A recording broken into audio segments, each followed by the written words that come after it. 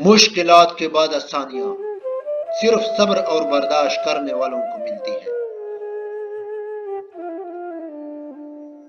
جن کو درد کا احساس ہو اصل میں وہ اپنے ہوتے ہیں، ورنہ حال تو راستے میں آنے جانے والے بھی پوچھ لیا کرتے ہیں۔ خاموشی بھی کسی کو بتانے کا یہ طریقہ ہے کہ تم نے اچھا نہیں کیا۔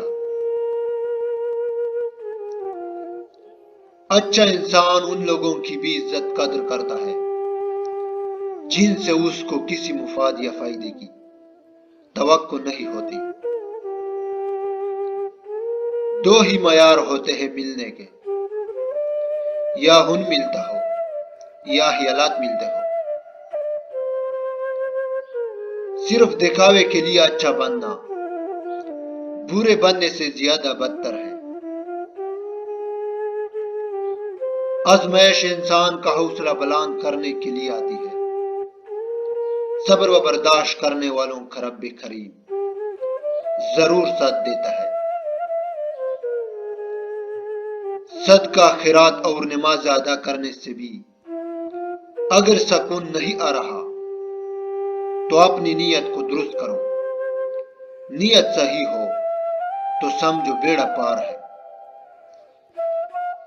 دشمن سے بڑھ کر وہ خطرناک ہے جو دوست بن کر دھوکہ دے۔ زندگی میں جینے کا بھی ہنر ہونا چاہیے۔ دشمنوں سے کوئی خطرہ نہیں، بس اپنوں پر بھی نظر رکھنی چاہیے۔ مشکل وقت میں اپنے مسئلے صرف وہی انسان حل کر سکتا ہے جو اچھے وقت میں دوسروں کے مسئلے حل کرتا آیا ہو۔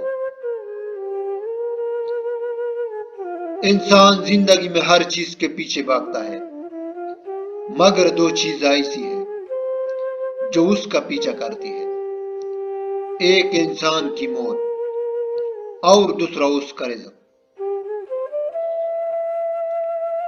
جس گھر میں پرندوں، جانوروں اور چینٹیوں کو رزق ملتا ہے اس گھر میں کبھی رزق ختم نہیں ہوتا۔ توبہ کھانا ذہن میں خوش بہتی کی علامت ہے۔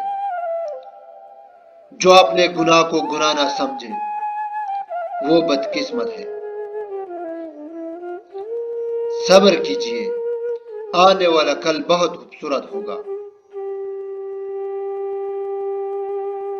ہر وقت دوسروں سے تسلی لینے کی بجائے بہتر یہ ہے کہ ہم تسلی دینے والے بنیں۔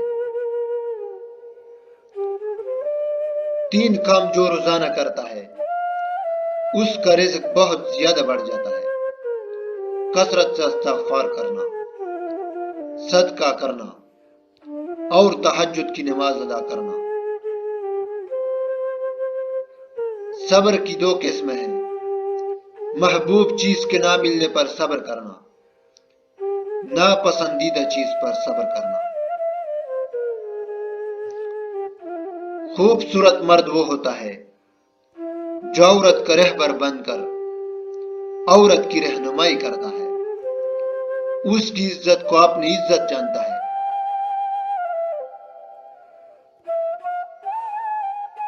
ہم کو گرتا ہوا دیکھنا چاہتے ہیں، ہمارا سہارا لے کر اٹھنے والے